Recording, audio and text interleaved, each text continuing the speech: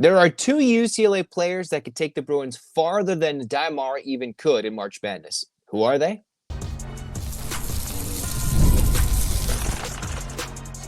You are Locked On UCLA, your daily podcast on the UCLA Bruins. Part of the Locked On Podcast Network, your team every day. Welcome, everybody, to this edition of the Locked On UCLA podcast. I'm your host, Zach Anderson-Yoxsimer. Thanks for making this show your first listen each and every day. It's free wherever you get your podcast, and it's available on YouTube. Like, comment, subscribe. Thanks for your support. This episode is brought to you by the all-new 2025 Nissan Armada. Stay with us for the Armada Team of the Week later in the episode, and it's your team every day. So where we get started today is Daimar has been begging for more starting time, for a starting spot, more playing time. But I think there are two players that are key to UCLA going deep in the tournament, right? We know Cronin is either keeping Mata and saving his minutes, and he's going to unleash him fully in the Big Ten tournament, more in March Madness and the NCAA tournament, or he's just going to play 15 to 20 minutes and we're going to deal with it. Beyond what Mata can bring, there are two other players who can lead UCLA to victory in each and every matchup. Well, one is the much maligned, it seems like, by the UCLA fan base, Dylan Andrews. Dylan Andrews, who at times last year looked like the only guy who could get buckets, was doing it all by himself at the end of the year when Sebastian Mack had a pretty debilitating toe injury. Yet Dylan Andrews, who ended up being the team's leading scorer, almost 13 points per game. Well, Andrews currently scoring about 7 points per game, starting 30 minutes per game. I know there's been calls for his time to be slashed in half. Well, Mick Cronin isn't going to do that. He's relying on Dylan Andrews as a leader, as a starting point guard, and that continues to be brought up to Mick Cronin in his press conferences, and he always addresses Dylan Andrews about like, hey, yes, he understands the struggles. He knows. But there's no player that could get it going more than Dylan Andrews that can take them further.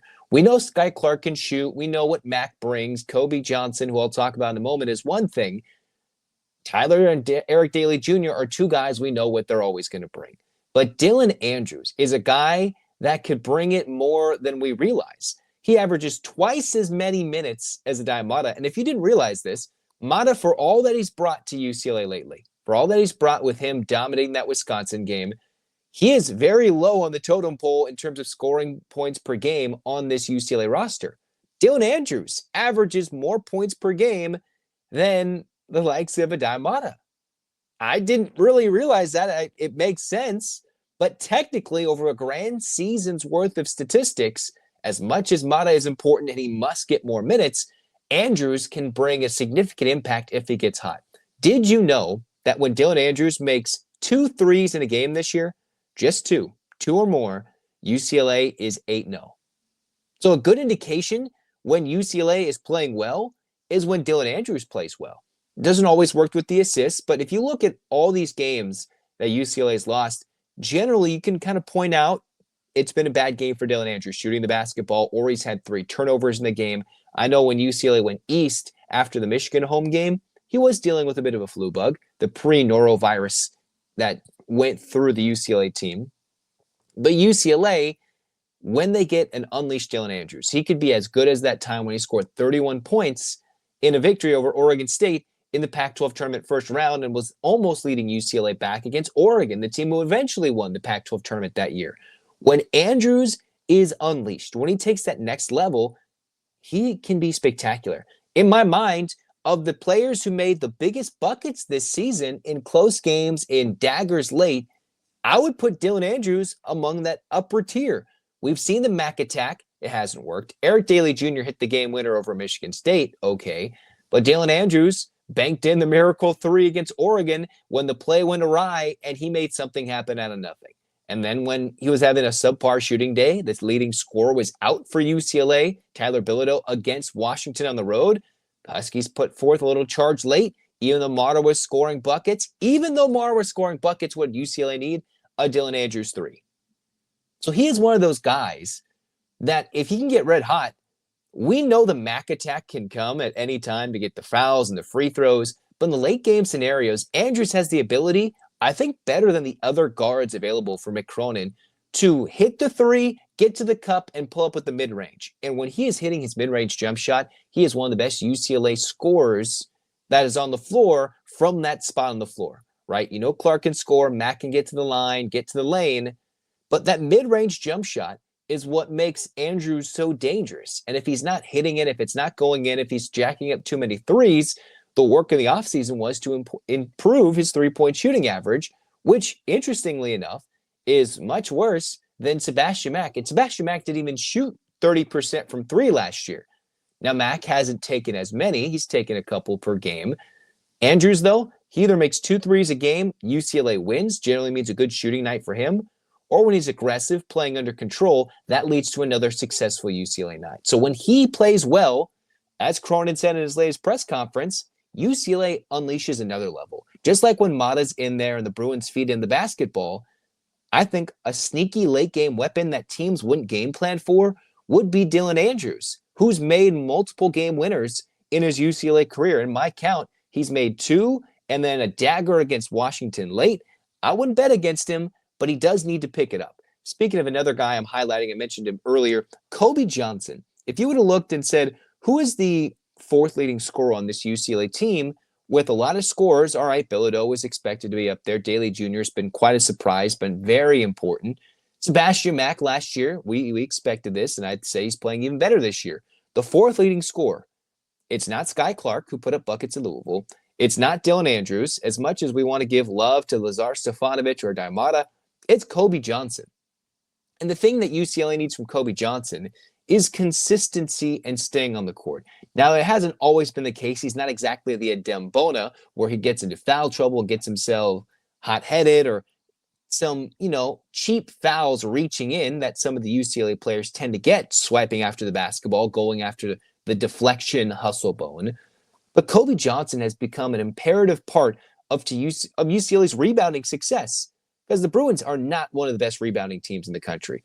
But when UCLA's guards has started to pick it up, we've seen Sky Clark do it, it's Kobe Johnson who has the 3, has a couple of double-digit rebounding efforts. Oh, by the way, while his steals numbers don't really reflect how dominant he's been, in my mind, Kobe Johnson this year is 52 steals. Okay. I still think the way he deflects the basketball, gets his hands in the passing lane, gets his hands on the dribble of the player he's guarding, Cronin expects and demands and commands that he guards the Big Ten leading scorer, Nick Martinelli. Okay, that's all really good. And he's still shooting at a better 3-point shooting percentage than he did at USC last year. That's a lot. But he has to stay on the court. And some of his best moments are when he simply plays 29 to 30 minutes. When he doesn't, UCLA tends to struggle. So keeping Johnson on the court, even with or without Stefanovic, has been crucial for UCLA because he is relentless. He is that on-court leader with his play.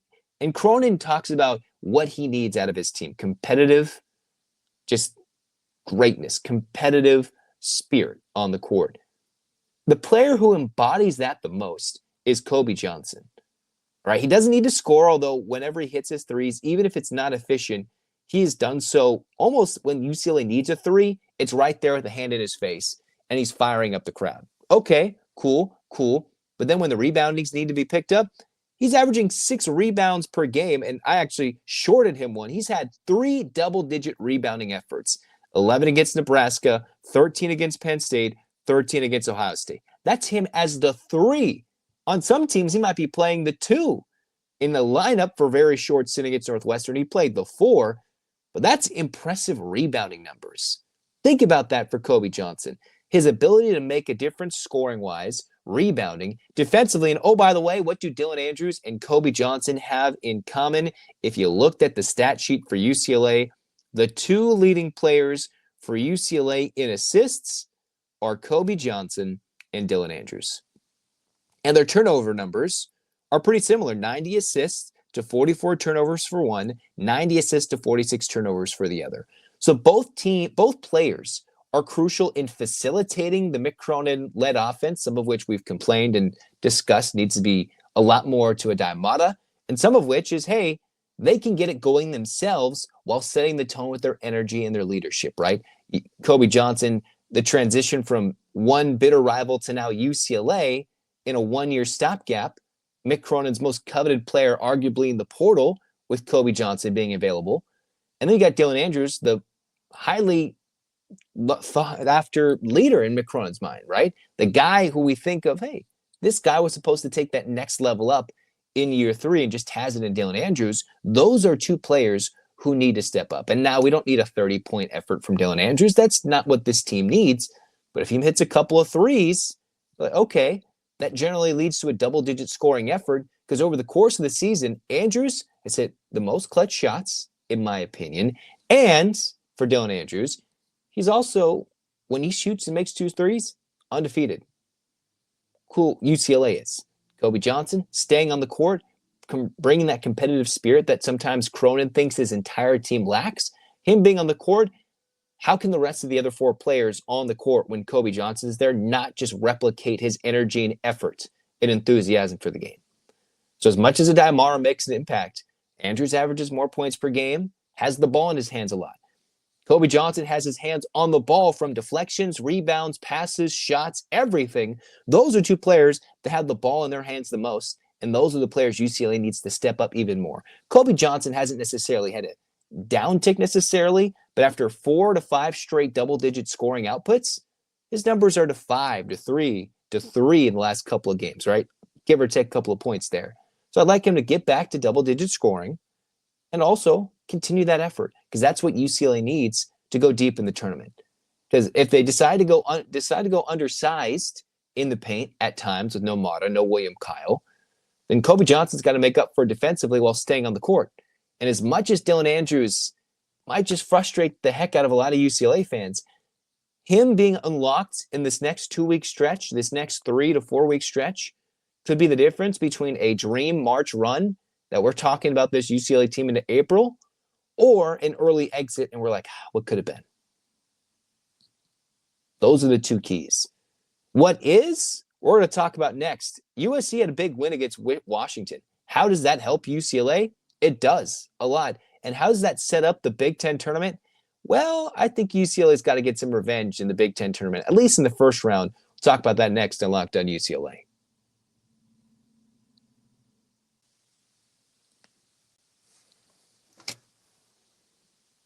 The Armada Team of the Week is brought to you by our friends at Nissan and the all-new 2025 Nissan Armada. Each week, our Locked On college basketball experts are picking one team that stands apart.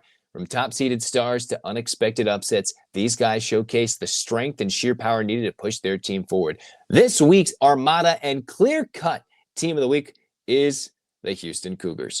Since joining the Big 12 last season, the Cougars have gone a combined 33-4 in conference games, winning the regular season title by multiple games in both seasons.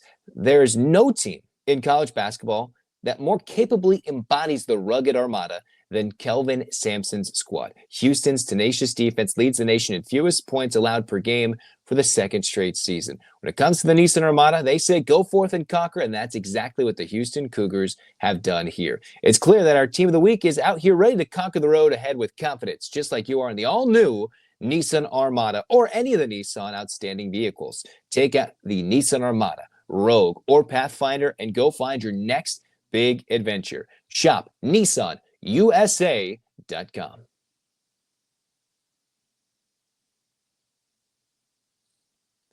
All right, rolling on into the second segment of Locked On UCLA, what could we possibly transition with? And what does this UCLA-USC matchup bring? We're not exactly going into key details yet. We're talking more analytically. What does this build for the resume?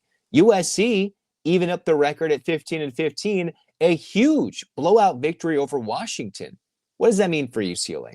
Well, one, the win against USC on the road back in January, I believe now, was a win for UCLA in the Quad 1 territory. UCLA currently sitting at 9-7 in Quad 1 games, okay? And Oregon has currently moved themselves up. So USC moving up the rankings, Oregon moving up, UCLA with that win against Northwestern, 9 Quad 1 victories after all the analytics are said and done at the moment here in the first full week of March. All right, a lot of craziness, a lot of madness to ensue. But because USC went out and dominated Washington, not just beat them, but dominated them by like 30 points, USC was on the edge. They're like 75, 76, right? Possibly a Quad 3 home game for UCLA, Quad 2 road win. No, USC sits firmly in quad 2 territory for UCLA this game coming up.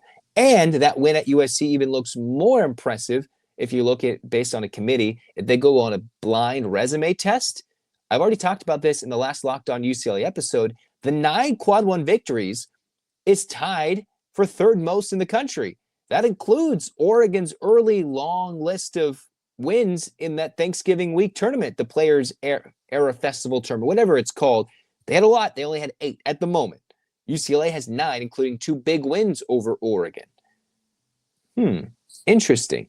If that comes down to a seed line change, or if UCLA gets stuck between a 6 to a 7, or they're battling between Oregon, then UCLA might maybe get that bump up in the seed line in the next bracketology if they take care of business against USC, if they take care of business in that Big Ten tournament. So USC, by destroying Washington, has helped out UCLA a lot. Now, the interesting thing is, how will UCLA, if they win that game, how will that affect this ranking? Well, if UCLA loses to USC, then the net for USC is going to go up. And ironically, that loss won't look as bad because that would be a huge win for USC and keep that win for UCLA in quad 1 territory. Now, losing that game at home, optically, the timing of it, we've seen UCLA do that to USC late in March before and still go on a run. We don't want that to happen this year, but the Bruins don't want to beat them so badly that USC tumbles down the rankings, and it hurts their own metrics for a team that is not going to make the tournament outside of a Big Ten tournament run. So those are the things at play right now. Speaking of the Big Ten tournament, what did I mean by revenge? Well, if you take a look at how the graphic is for the Big Ten women's tournament, we'll talk about the women in the next segment. It gives you a headache trying to understand how 15 teams were given a chance in the Big Ten tournament for an automatic berth in the NCAA tournament. Okay, so as a potential, UCLA is very close to being locked in as the 6th seed, all right? UCLA is a game ahead of Illinois and Oregon, so a win for UCLA against USC most likely puts them as the 6th seed. Wisconsin, if they lose in an upset to Penn State, then the Bruins would move to the 5 seed. If both Maryland and Purdue lose and it gets really crazy in the tiebreakers, UCLA lost to 2 of those other 3 teams, the Bruins would have the short end of the stick. For this purpose, we're looking at UCLA as a 6th seed in their own Big Ten tournament, ironically, probably the same seed they'll get in the NCAA tournament. So as I look at it now, UCLA, if you're a 6th seed, which means you have to win 4 games in 4 days to get to the Big Ten tournament championship, right? You have to win 1, 2, 3, and if you win that 4th game in 4 days, you'd win the tournament. As the 6th seed, UCLA would play the winner of the 11-14 matchup. Well, let's take a look at the Big Ten standings right now. Okay, currently in like a 5 to 6 way tie from the 11th spot to the 16th spot, you've got a bunch of teams with 12 losses. Minnesota, Nebraska, Northwestern, Rutgers, USC, and Iowa sitting there at 6-12, just a shade behind, with an opportunity to maybe surpass USC and sneak in as the 15 seed. Unlikely, because they got to win a couple, but then there would be a bunch of tiebreakers mixed in there. So if we just kind of cut off Iowa, knowing that they weren't that good, UCLA dominated them, what presents as a challenge for UCLA in 11-14, a winner of an 11-14 matchup in the Big Ten tournament could potentially bring in Minnesota, Nebraska, and Rutgers. Those are 3 teams that UCLA all lost to earlier in the Big Ten schedule. Minnesota very recently. So even though it's like, all right, UCLA, they have to play that early Big Ten game, it could be another eyesore on the resume, they could atone in their first win of the Big Ten tournament, atone for an early schedule Big Ten loss on the road. On a neutral court, UCLA can be like, hey, it's about the timing. Oh, we blew that game to Minnesota. Oh, Rutgers was about timing. Oh, that game against Nebraska. We didn't play with Eric Daly Jr. How does our team look now that we have Armada to combat those 7-footers, that size in the post Nebraska has, and we have a healthy Eric Daly Jr. to mess with, and it's not a true road game in early January. So there's a potential that in 3 of the teams tied in this 1, 2, 3, 4, 5-way tie currently in the Big Ten standings, all in spots that UCLA might play them in the Big Ten tournament, you can atone for a win. I don't think that's a bad thing. And that might give Mick Cronin's team a little bit of an edge. Be like, hey, we lost this team. Now, a lot of these teams might have the same thing to say about UCLA when UCLA beat them. UCLA's 12-7. So if they go play Michigan State, if they go play Wisconsin, dare I say, Oregon wants to have some last words before the NCAA tournament. The first round of the Big Ten tournament, or at least this, for UCLA's purposes, could stand as a revenge round where it's like, hey, a loss would hurt it, but a big dominant win over USC, another equally dominant win over a team you lost to earlier, can kind of prove to the committee, okay, UCLA is a good team. They deserve a better path. And in a rematch of an earlier loss, most likely on the road or a choke late when they had a 16-point lead, proves, hey, that was a bad day versus, hey, this team's got their number or it's March Madness. That is what's important about this first Big Ten tournament game that they'll play. After that, as the 6th seed, UCLA would play the winner, would then play the 3 seed. Who's the 3 seed currently in the Big Ten standings? That's a tie between Maryland, Purdue, and Wisconsin. So there's a lot of ties that have to break in the next 2 to 3, 4 days in the Big Ten standings before we figure out when, where, and what time UCLA is playing in the Big Ten tournament. All right, they got to go fly back to the state of Indiana for the 3rd time in a short span for a West Coast team. Seems ridiculous, but here we are in this day and age of the inaugural year of the Big Ten for UCLA as a member. So just know, USC helped him out. The Bruins got to beat them. And then they can have a potential rematch in the Big Ten tournament opening round for them. And maybe atone for a loss or 2. Dare I say, maybe atone for a loss or 2 or 3 if they get to.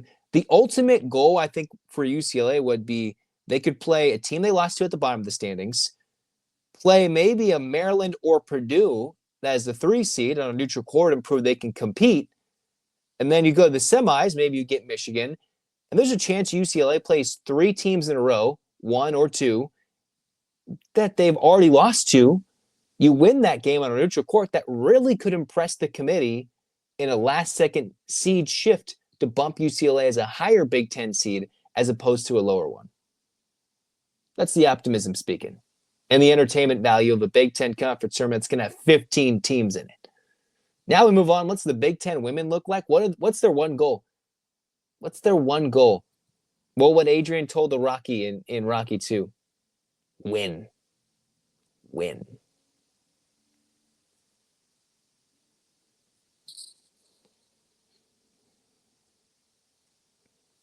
Well, as of the recording of this podcast, UCLA still does not know the official opponent. They know what it could be, but the UCLA women, we don't know their official opponent as of yet. So while they await in the quarters as a 2 seed, a win would most likely slot them up against Ohio State, the 3 seed, who UCLA already beat at home this year.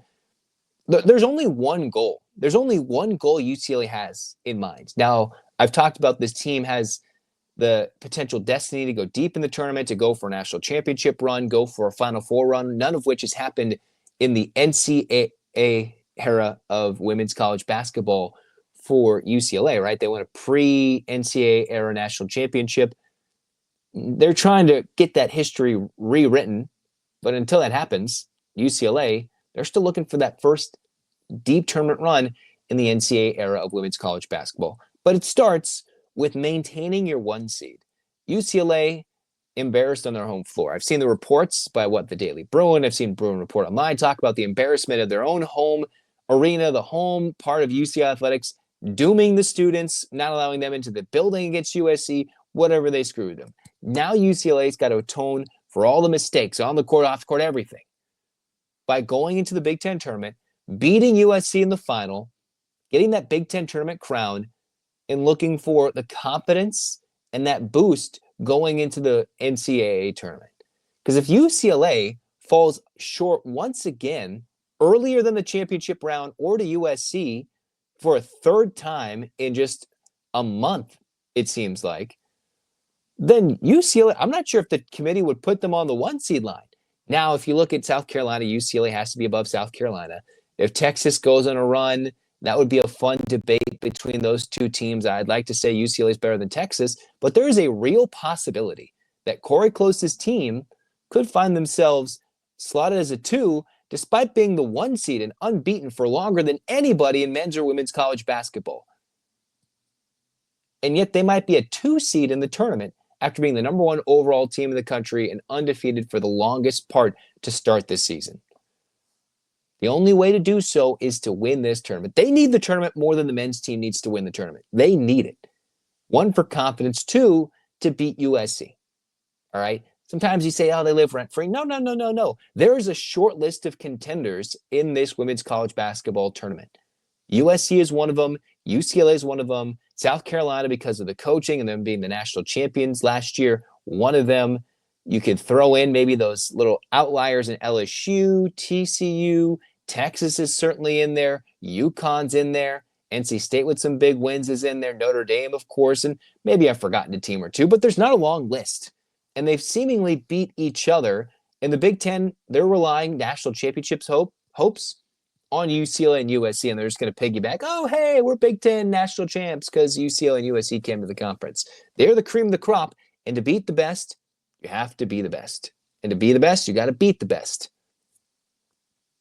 UCLA, they can't fall short. Now, they might get Illinois in the Big Ten tournament, another ranked opponent potentially. Ohio State, that'd be another opportunity for UCLA to notch another signature win on their belt.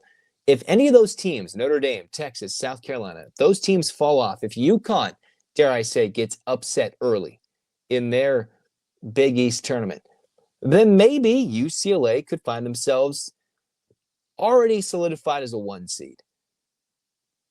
I wouldn't say that's the case because UCLA has to win a minimum of 2 games, and then they could be decently comfortable. But to guarantee that they get the best path, they're on the West region as a 1 seed and not sit across the country. Remember, in women's college basketball, there are 2 regionals. There are 4 parts of the bracket, 2 regionals. One on the west side of the United States, one on the eastern side of the United States. That will host 2 separate quadrants of this NCAA tournament. UCLA and USC, they both want to be the 1 seed playing in Spokane. All right, I know UCLA, the last time they had this many wins, trying to break the program record for wins, Spokane did not lead to many good memories in March. Well, to this year, to changing memories, rewriting history, and to beating SC. Because the goal for the women in this tournament is to win. I think they need it. Maybe more than they needed that regular season win against USC in Pauley Pavilion. They need this one to prove that, hey, they don't have juju in their head anymore after 4 consecutive losses.